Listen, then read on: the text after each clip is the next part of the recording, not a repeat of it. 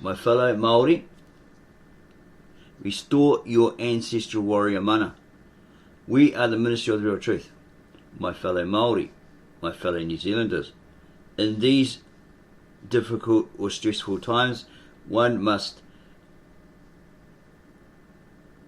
be re-educated and strive to become independent, non-dependent, self-dependent, self-reliant, self-producing, self-resourceful, therefore self-sufficient through all you do.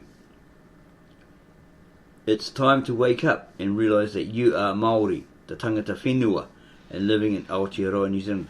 We should all be unified, Maori and Pākehā, etc. Having one mind as a community, communities, towns, cities, and entire nation. We need to stop the bad habits we have, the alcoholism, the drug use and abuse, the dependence, the reliance on those illegal drugs and other vices. We are probably the third fattest country, we're not too sure if we're the second or third, in the world. We're the third obese, probably behind America or England. Squabbling, scrapping each other for handouts, mere scraps from our charities, churches, family, strangers, the government, welfare and so forth.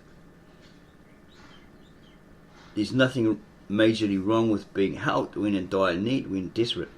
The danger is in depending on it week after week, month after month, year after year, then getting all nasty and irate, getting all evil because the providers won't or can't provide you as usual. The danger is sitting in your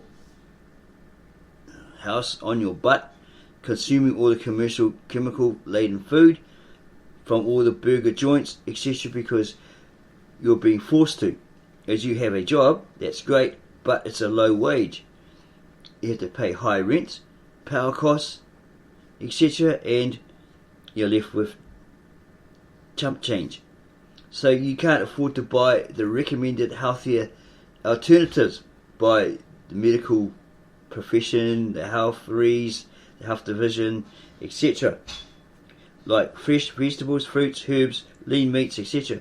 So you have to buy the what appears to be cheaper meats from different supermarkets, bulk meat stores or meat stores, which are usually 10 to 20% meat and 80% to 90% fat, because you have no choice. You have no other choice, as you have to eat. We all have to eat, and you have to feed your family. So again, we stress, fellow Maoris, New Zealanders, it's time to wake up.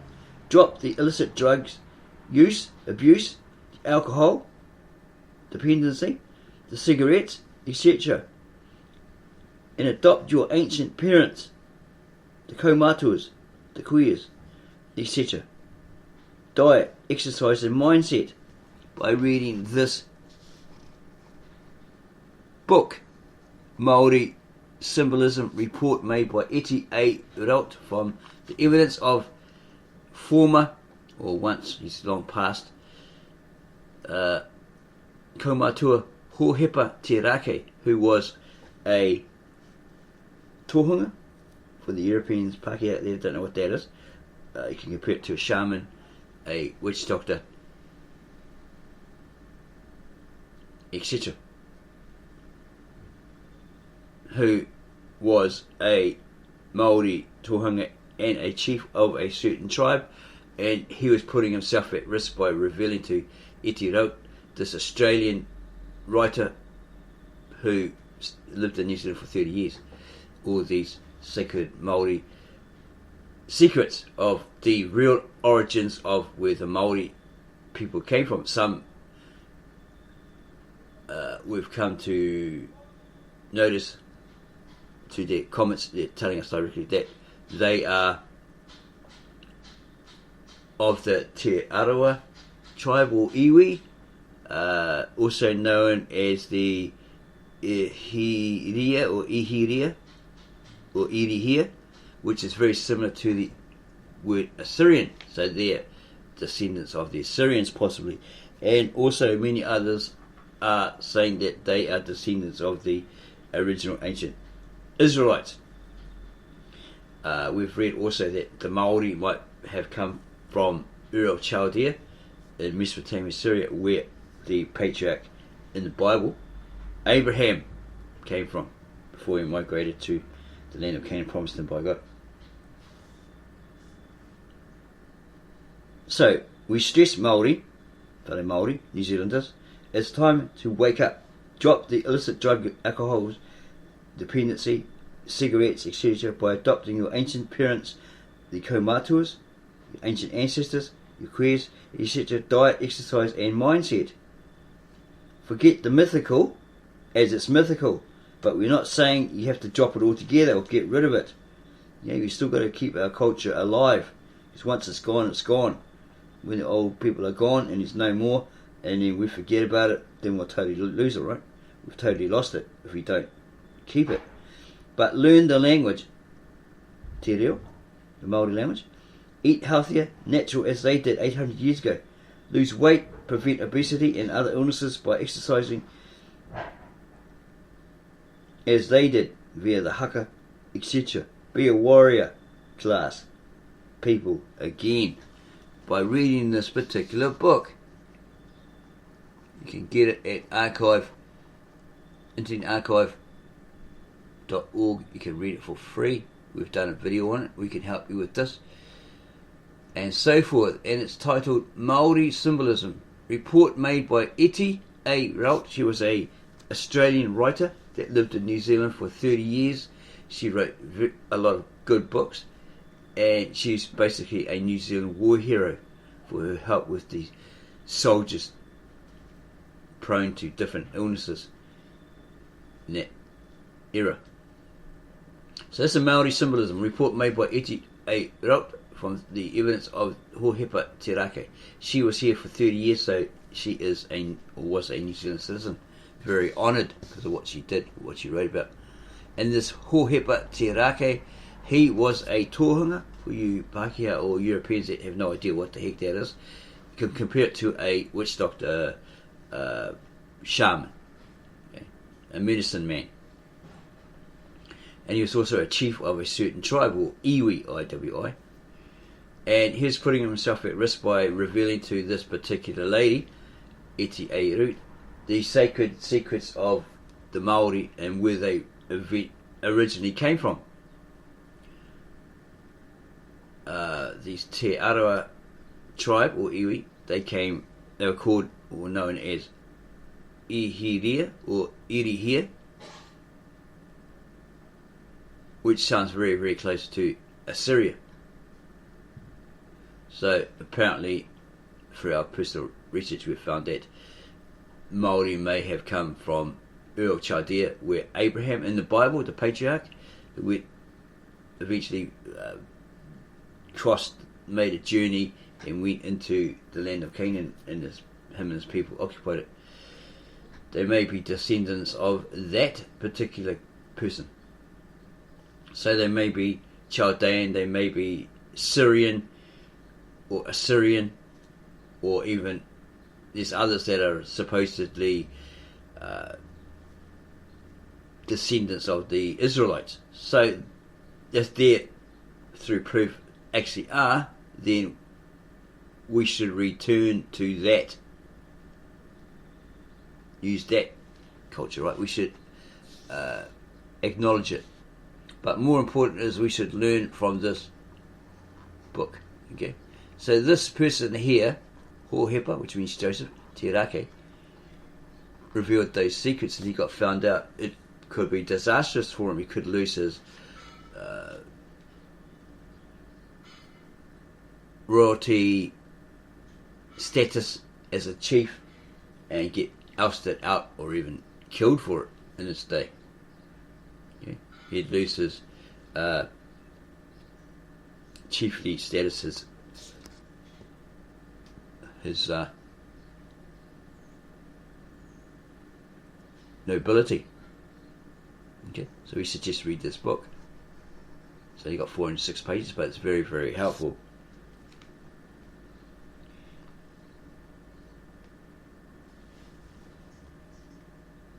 By adopting all that's in this book of our matus, our queers, our ancient ancestors, forefathers, their diet, their exercise and mindset,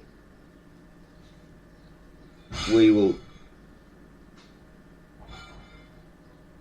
eat healthier, more natural as they did 800 years ago, lose weight, prevent obesity and other illnesses by exercising as they did via the haka, etc. Be a warrior class peoples again, once again. Remember our ancestors, honour our ancestors in that way.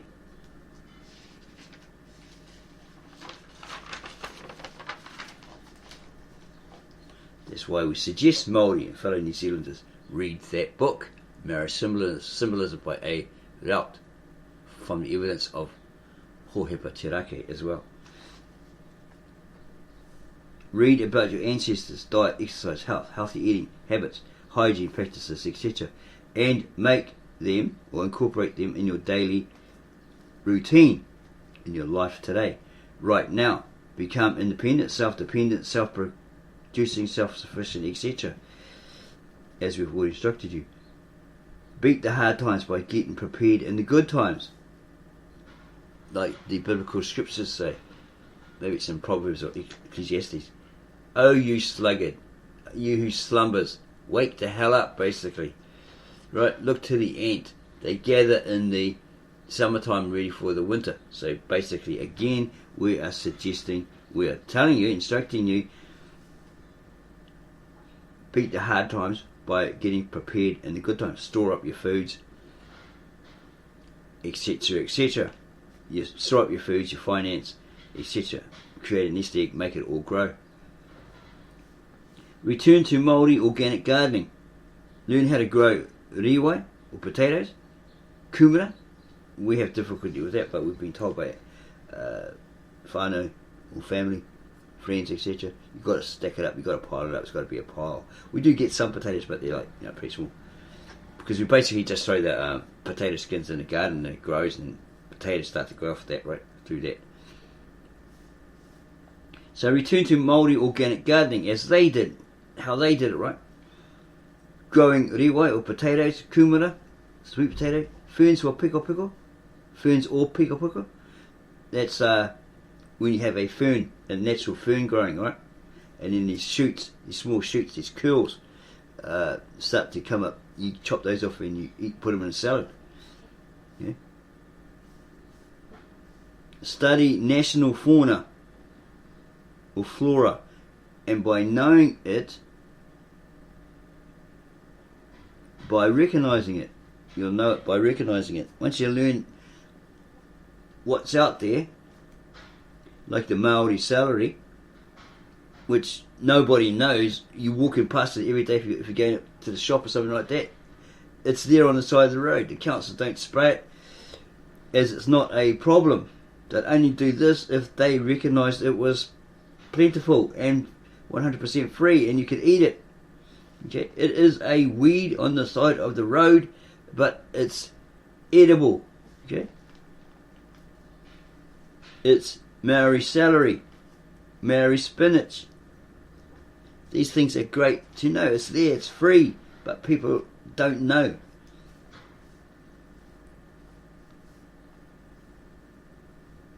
Yeah, so as we suggested, return to Maori organic gardening, grow riwai, potatoes, kumara, sweet potato, ferns for piko, study natural fauna or flora, and by knowing it you'll recognise it. Okay, eat that Maori celery, pick that Maori celery, catch those eels, those fish, etc. As much of it you pass by every day.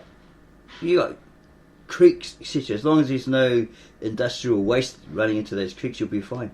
You know, we just noticed the other day there's eels down the road. We're like, wow, because the lake, the creek used to be dirty before, and I saw an Indian guy catching them or something like that, island guy. She said, "Oh, be careful, bro, because these industrial people around here, they pour all their rubbish into that, right? You could get sick." So we haven't seen them doing it for a while, but now that it's cleaned up, looks like it's really clean, and there's eels there. Well, we're going to go catch us some, just with fishing line, strong fishing line, good breaking strain, chuck some meat on the end of it, they'll gobble it up, and then what you do is you cut their head, right, still on the line, and you chuck it back, and the next eel will swallow the whole thing. We know because we've had experience catching them all the time. In another country area.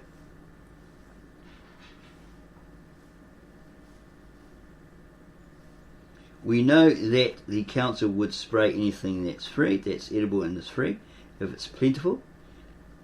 As there used to be bountiful prickly plants, right, in the bush area where we used to live, on the side of the road. And they had blackberries, the red berries, etc. We used to chew on those as kids, right? But they, knowing this, made an excuse and said, oh, it's a weed or something like that, and they sprayed them when they realised people could eat them. So a whole lot of those berries, those bushes, were wiped out. We've never seen them since. So, you know, because we could eat them and benefit them, so they decided, oh, we'll spray it. Again, learn about Maori New Zealand fauna or flora, etc.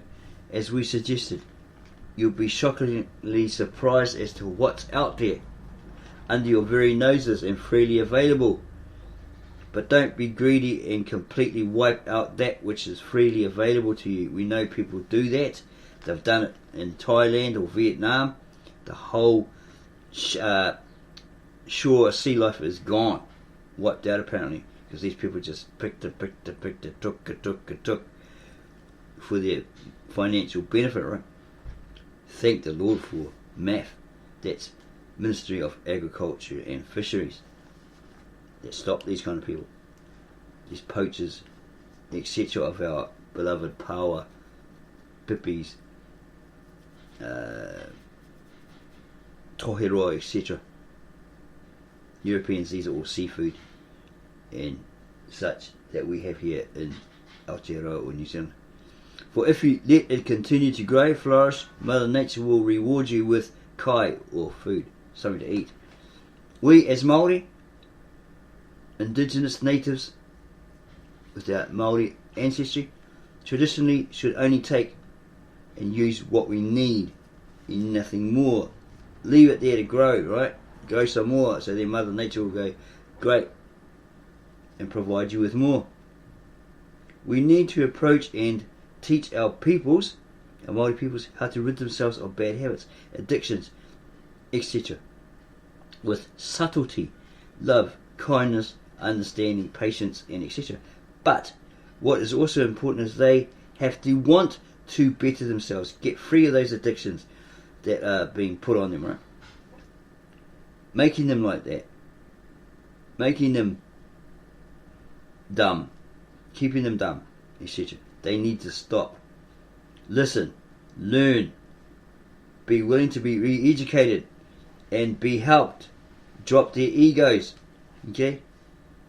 Their know-it-all status, because obviously they don't, okay? Sorry, but we have to be harsh by bringing you that truth. To be lifted out of their life's abyss, their hellhole, etc., that they're in. Or you are completely wasting your time as a helper. They must be thoroughly scrutinized and gut instinct trusted. You really need to trust your gut, right? Women are great. They have that natural instinct. They need to be openly re-educated, willing to be re-educated, etc. To no longer steal, use abusive drugs, or illegal and abused drugs, alcohol, cigarettes, etc. Okay? They need to be re-educated not to steal from you or steal, use you, abuse you. Their helper, their help. They must not bite the hand that feeds them or helps them, re-educates them for their betterment, or forever be kept out away from the circle, help circle, community, the united community. Okay. This is the consequences for doing that. When we hear a neighbour has a dire plight, we must give them help via our vast resources, our self-produce organic garden, overflowing pantries, freezers, fridges, etc. To help others, you must first help yourself. You must set yourself up. You must have a financial nest egg with continual funds going into it, creating resources, having stock up of food, etc. And you must secure that house, that whare, where it's all stored. Keep out the users, abusers that sort of come in and gobble it all up, use you, abuse you, and then leave you high and dry. And then they keep coming back. Oh, I need a loan. Can I have this? Can I have that? It's because of the addictions, right? They want it for that. Yeah, they spend all their money on their addictions and say, oh, I've got no money for food. Well, it is their problem, isn't it? Okay? You can't continually feed them, clothe them, etc. out of your pocket, give them money out of your pocket, right? Because they'll just run you dry. They'll think, oh, he's a sap, he's a sucker.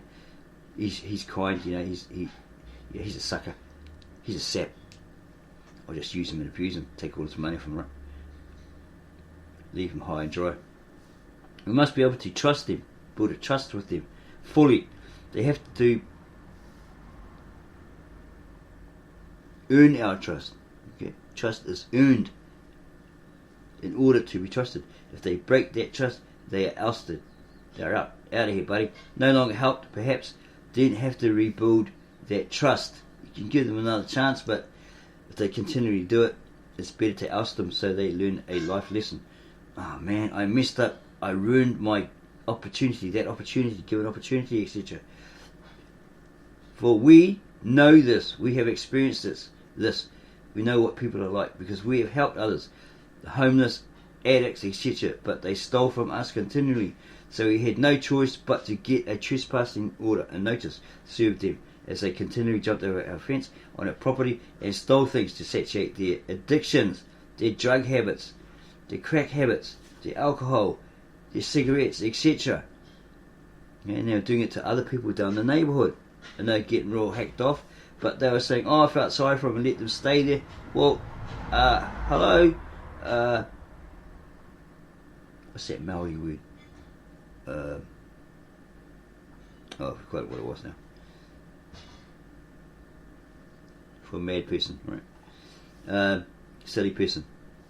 Yeah, and they stole from them in the house. That was the entry in. That's what they were up to. They wanted to steal, right? Okay, that was their whole plan to be able to satiate their addictions, whether it's drugs, alcohol, or cigarettes, or anything else, gambling, whatever. Okay.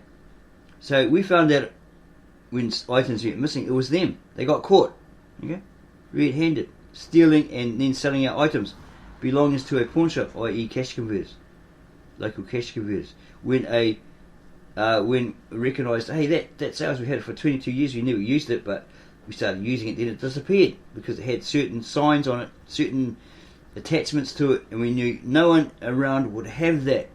Right? It's 22 years old. But the workers in the shop made excuses. Oh, no.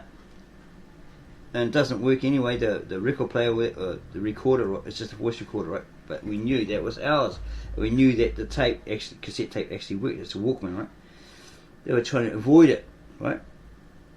Giving us any information. And so we bought it back at a cheaper price. They dropped the price by $5 or $10, right? So we bought it. We'd seen this thief outside the shop 5 or 10 minutes before, right? And then the worker blurted out, hey, so-and-so and so-and-so, and gave us his name. He sold it to us. So it's like, you so-and-so, right? We're going to deal with him verbally, right? We didn't have a trespassing notice to throw at his feet as part of doing that, right? Because he had no permanent address, and we didn't have it on us anyway. Okay, so this worker admitted by telling us this guy's name. Yeah, he sold it to us. So, right, that proves that he was a thief. These people that were covering up for him, oh, he's got diabetes, yeah, he got a heart attack, he's got pancreas problems, whatever. No, that's an excuse. Okay, that's an excuse. If this person has enough brain to know, hey, ooh, that looks good, I'll steal that, I'll sell it at a pawn shop and get money to buy my drugs, then that pancreas, liver cirrhosis, whatever, is not an excuse. So we pondered that. Okay, If we had written down the serial numbers, they went into the shop, knowing that that item was ours and it was stolen, accompanied by police. I don't even know if police would bother. And said, hey, look at the serial number with this scan code number or whatever, if there's a sticker on the audio, from previously having it, they may have been charged with receiving stolen goods. Most know the person selling them are stolen goods in the shop, workers in the shop. They got their inkling, right? As the profit from them is possible if it's a wanted to buy item, priced right, it's attractive, etc. They know that someone will buy it at that price. So we want to better our local street, local communities, our town, etc. by keeping out those thieves through asking the police, etc. to ban them from our street because they're stealing from 3 other houses. They try to steal a motorbike, and that's why we helped this guy push it to his house. He could have used his van, but made some excuse. He's not a well guy, but he is a nice guy. Pushed it to his house, pushed it for 3 hours and got it to his house, and he was really, really grateful. Jesus said about in scriptures, you get asked by a person to walk a mile with them, right? So you walk a mile with them, and then you walk another. Okay, that's good to a point. He probably did that. The apostles, the disciples probably did that. But there comes to a point where, are you going to do that every time? Yeah, push my car 20 miles to my house. Okay, help me push it. Okay. We suggested get a tow truck. Get a tow truck with a crane, etc., etc., etc. I know we can't afford it, it's too expensive. What about your van? Oh, nah, they made excuses, but we ended up pushing it. But we are getting a reward. If not, well, we won't be doing that again. See, there's a limit, People will use you and abuse you for their benefit. Okay? So that, walk a mile, and then walk another one. Yeah, don't forget, be wary, be limited, right? Don't be a sucker, don't be a sap. You must, this is another scripture, right? Yeah, okay, so we don't want these people in our community. We want them banned from our street, our community. As you know, we helped them, accommodation because they had nowhere to stay. We were kind to them, we were friendly to them because they're friends of the neighbours, friends of the family, whatever, in order to steal items to purchase their drugs, their cigarettes, their alcohol, etc. You must be wise as serpents. This is another Jesus biblical scripture, right? Stated by Jesus or the Apostle Paul, whoever. You must be wise as serpents, but gentle as doves. This is all good, right? But don't be a walkover, a pushover, a sap, a sucker, where these people will continue to use you and abuse you to get their addictive fix. Learn to say no and mean no. Don't let pushy, heave-ho visitors muscle you aside and help themselves to your food, your stores, food stores, etc. or your items right in your house. Some of these people may help you by contributing, say, bread, milk, other foods, right? That's great, that's excellent if they do it honestly, because we have looked after people's children. Yeah, they're young teenagers, whatever. Let them stay here, do the thing, get away from an abusive boyfriend or a relation or something like that, right? No hanky-panky, dirty grandpa stuff. We reminded them, you are this age, okay, these rules, okay, and if your parents come, they're their biological parents, we can't hold you here, right? They have the right to take you away if you're under 18. You can do what you want at 16, but they can still come in if they feel, oh, this place is not good for you. We have to take you away. You have to go with them, right? We can't stand in your way because then they'll get the cops, right? Etc. etc. It's just being fair, okay? Working within the laws, etc. etc. So some of these families appreciated that. The grandparents or the parents came and said, here's some food, here's a contribution, thank you very much for looking after our granddaughter, our child. Those people are valued because they give, right? Out of kindness, right? And they're not expecting anything. Okay? But people who laze around, like you help them, you give them a place to stay, they don't wash, they don't help you to clean up, they just eat all the food, lie around all day, smoke their drugs in your house, all this sort of stuff, right? Bring other people over to do the same sort of thing and steal your stuff, and you try to help them and they just pretend I went to the welfare and signed up and all this sort of stuff. They didn't do nothing. All they did was walk around the block and went half puff, come back and says, I walked 10 miles, and all this sort of stuff. And then apparently you find out, right, they were down the road marking around with the drugs, right? Like one said to us that we try to help, got set up with the welfare, all that sort of stuff, to get a new cell phone from the welfare, through the welfare, whatever. He didn't even bother going, He might have gone to see people at his former hospital that he was staying at, because some person came around to see where he was, pick him up, whatever, but he wasn't here. But he said, on Tuesday, when he gets his money, disability or whatever benefit was, he'd help us, he'd contribute to the rent. And we were like, yeah, okay, we've heard this thousands of times before, he won't do it. So if you think it probably happens, right? The old self-help thing, right? But he was up the road bragging, to his other friend, who invited him and let him stay there, and he steals stuff from. This is the silliness of these people, right? They say, I'm going to be kind and help him, and all that. Yeah, but he steals, bro, so don't come at me moaning that he's just stolen something of yours, right? And he sold it up the road, right? Yeah,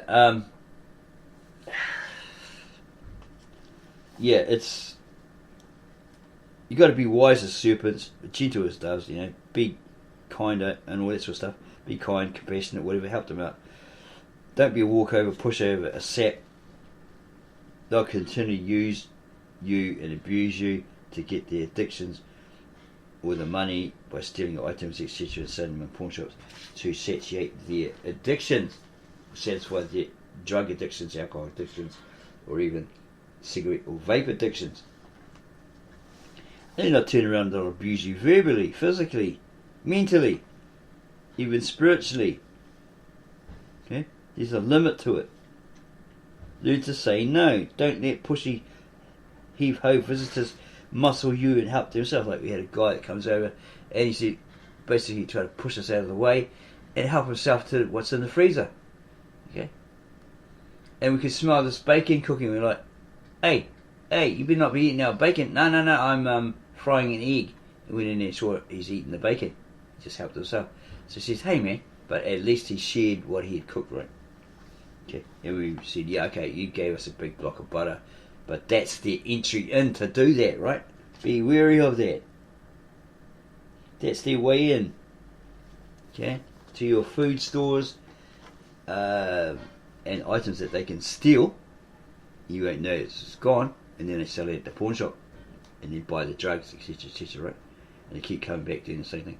Remember this: a blood-sucking vampire can only enter your house or property if you let them in or invite them in. So secure it today. If you have a old chain lock, etc., or double door lock on your door, make sure it's locked. If somebody comes asking, begging, I've got no food, this person needs to eat because he's old, whatever, sure, have that compassion and give them some food. Like we said to this person that did that, wait at the door. Okay, so we went to our deep freezer to give them a certain foods that maybe nobody likes, or we like but they don't like, the family don't like. They just walked in and said, can we have this, can we have that, can we have this, can we have that. No, right? But we did give them sausages, chips, or whatever. Yeah, but that's cheeky, right? We said wait at the door. Someone else said we should have knocked them up. Come on, man, you can't do that. Don't do that to people, right? Sorry.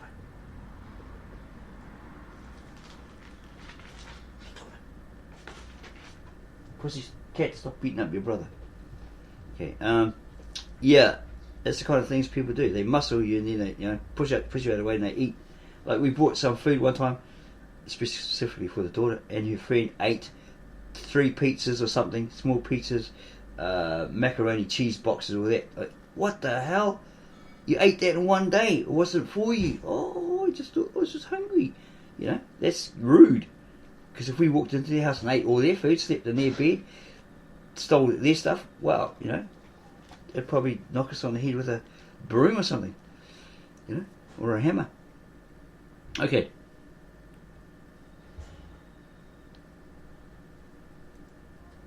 Yeah, remember that a blood-sucking vampire can only enter your house or property if you let them, invite them in. So secure it today. Use combo padlocks, you know, those bicycle ones with the combination key, rather than a key locks, as they're often cheap and rust due to rain, etc. The better ones are the solid, thick ones, and they're more expensive. Remember to write down the lock combo number and put it in a notebook in a safe, undetectable, lockable room or drawer, etc., right, that no one can access. Write down an inventory of all you have in your house, which has a scan code, serial number. You know, when you buy something, say from a pawn shop, it might have the sticker on it with that scan code, right? Write it down. Okay, so if it gets pinched and it ends up in a, you know it's yours, it's in a pawn shop, you can identify it. You say, look mate, if you don't give it back, you're going to go legal and you're going to get done for receiving stolen goods. Okay? Because that's ours. Here's a serial number. Walk in there with the cops. You can't say, oh no. You know? Secure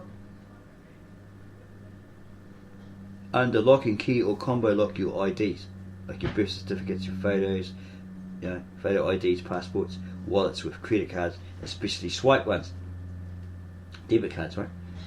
We used to have here these loaded cards, right? You put money on it and then they're no longer around because it was realised they were dangerous, and anyone who knew the required password or PIN number, which was the last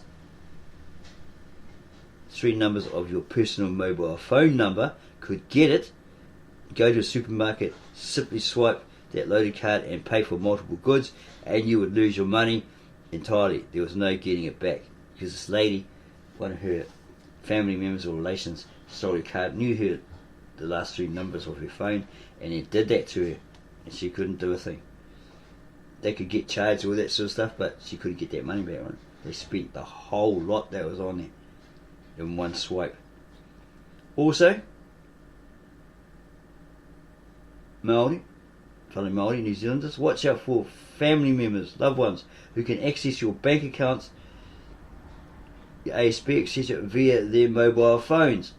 It's a hard one to beat if they have some of the details, or even, you know, they take photos of your account, etc., like that, and then they can use that to get Uber and all this other stuff, right? And then they'll say, oh, I don't know how that happened, or I don't know, you know, we paid for this burger, McDonald's or whatever, but they charged you. No, you're telling lies. You charged it to me. You used my money. You stole it, right? Do it again, and I will have you for theft, right? Okay. Someone else came here, and we noticed that some money had been used through one of the family members. So I told them, well, you go back, bro, and you tell those people, don't ever do it again, or else we will have them done for theft. Yeah. But they try tricks like that, right? So that's very, very dangerous. That mobile opportunity there, mobile eyes, right? So what you do, because we found that as soon as we got paid, we had a job, right? Earned about $700 a week, and money was, we got a bonus, and boom, it was gone because a family member had access through this phone, right? The mobile phone. Like, what the hell? And then we saved some money. They took that. They sold their car. They took that, right? And they were just doing this all the time. So we decided, right, we went to the bank to sort it out, but they kept doing it through their mobile phone. So we thought, stuff this. Okay, we are going to get another account and put our money, direct our money to there every time we get paid, right? So they can't touch it. We'll transfer it. And if they say, oh, can I have money for this? Can I have money for that? I need a vape. Mate, you got a vape yesterday. What happened? Oh, I lost it. I broke it. Oh, I gave it away. I need some cigarettes. Oh, next day I need some alcohol. Oh, I need some cigarettes. Oh, I need this. I need that. Mate, where's the money that you got? You know, the money that you get paid for your being invalid or disabled, whatever. What'd you do with it? Oh, I ran out, but I need smokes. So I'm going to get angry and mad at you and all that. It's not my problem. I'm not here to feed or fuel your bad habits, your addictions, right? Okay, so no. Right, and then they go all mad and crazy at you and let good and bear it, get out of there, right? You know, don't be the fool who's supplying their addictions, right? Okay, providing their money for their fixes. Okay. Yeah, we also have people that come and try and muscle us, say, oh, I'll have this, I'll borrow this, and then it disappears. It's gone. They lost it. Oh, I had it, but, yeah, you probably gave it away in your state, your mind, state of mind. You probably put it down and lost it, or you left it somewhere. Yeah, but they think they can just come in and help themselves to your stuff. You got to stop that. Yeah, because they will rob you blind for their satisfactions, for their addictions, etc. So what you do is you put your money in another account that they have no idea of, and if they say, oh, you got some money, you got this, got that. No, I paid a bill. Oh, okay. What about today? You just got paid. No, I paid a bill. You're forever paying bills, right? But really you're putting it into another account where they can't access it. Preferably one that you don't get charged, like, okay, you might have to pay the rent, put the money back to pay the rent, okay, or buy some food or something like that. You don't want to be charged for every time you make a transaction. It's only a small fee, but it's better to have an account where they don't charge you for that sort of thing. It's good to have an account where you can keep the money, leave it sitting there and it grows interest, all that sort of stuff, but if they start charging you, because dire straits, right? Crap happens, right? So you need this money. We suggest that you have create an emergency fund account, right? And get your money from your pay, say $20 a month, whatever you can afford. Go for 10 or go for 20 and transfer it to that other account, another account, that nest egg, that emergency fund account. Because you'll be surprised that in doing that, like how much money you accumulate at the end of the year. Okay? You go, whoa, I've got $2,000 in there or more, right? So with this emergency fund account, basically it's when you get in the poo, right? You lose your job, you're made redundant, whatever. You got no money because you run out of money because you used it to pay the rent or that sort of stuff. This emergency fund account has this money in there. Okay, so you take what you need to survive until you get another job, get back on your feet, right? But when you get your job, your first wage, second wage, you put it back, exactly what you used to live on, right? To pay your rent, your bills, etc. Yeah, and you continually do that. Then you're continually feeding it, right? From your wages, etc. Every month it goes in there automatically, direct payment, right? Direct debit. This you need to do. This is important. You need to get financially secure. Okay, you need to create a nest egg and a emergency fund or bank account, right? Okay, because like they say in the self-help world, you have to pay yourself first. Okay, obviously you got to pay your bills, what you owe, right? To the power bill, whatever, but then you got to pay yourself first. So first, paying yourself first would be $20 or $10 or $20 would go straight up from your wages to your direct debit, your emergency fund account, right? And we also, fellow Maoris and New Zealanders, get onto that Kiwi Savers scheme, right? Because you can't touch it until you're 65. Okay, that's the thing behind it, right? So that's your retirement, right? You can get into the life insurance policies, all that sort of stuff, but do you really need to? Maybe you do, maybe you don't.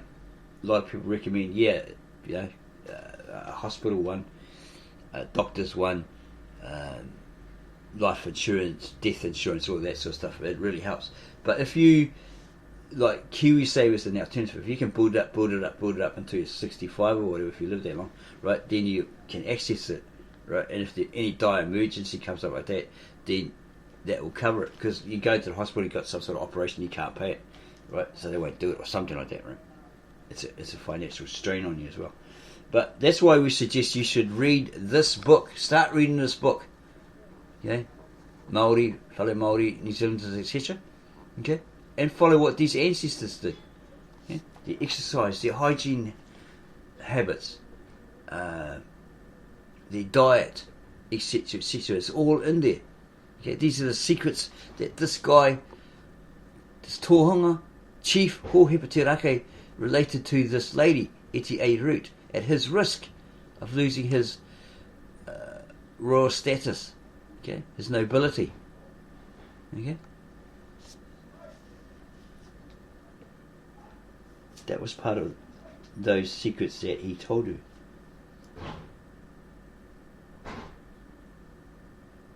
Okay. Yeah, as soon as you get paid your wages or your salary, have so much money, or even that whole lot, transferred to a different account with no fees scheme, even if you use it, as it builds up over time. The finances, if you use our formula plan. Yeah. What's our formula plan? We've done a video on it, and someone said, "Oh, that's nothing. That's no value." That's a troll, right? But it does. It has value, right? It's making you secure. It's bringing you financial security, easing you from stress, right? Money, worries, and all that sort of stuff. Basically, it's like in the good times, you build up your pantry, your food cupboard, your freezer, etc., etc. Grow organic vegetables, fruits, if you can, trees, whatever, herbs, and so forth. In the good times, right? So when the bad times come, at least you've got dried. You get a drying machine if you can. Put your herbs and your veggies and all that, and then dry them out. Put them in plastic bags, sealed plastic bags, and they'll last for quite a while, right? Go get dried soup peas and all that sort of stuff. They're all cheap, pretty cheap at the supermarket, New Zealanders, right? And put them in stores, because they last for a long time, because they're dried foods, right? But you just got to make sure that they're not open. Check them now and again that they ain't got mould. If you put them in those old peanut butter jars or stuff like that, right? Seal them up, close them up, and put them in your pantry. Lock it up so no one can just help themselves, right? Because we had some young guys, wannabe gangsters, friends of the daughter, come over and they looking in the cupboard and they wanted these noodles. We've got the name of them, Mi Ying or something like that. $10. You get a packet of 10 of them, whatever. A 10 pack, whatever. They wanted those noodles. We said, hey, we're just cooking them on the stove right now, to feed you guys. Oh, we want these ones. Bro, we're cooking those ones. They're on the stove. So you can eat these. Right? No, we want these ones. How unintelligent, or how silly are you? These are the same frickin' noodles, right? But they said, oh no, we want these ones. So like, oh man, you guys, did you ever go to school?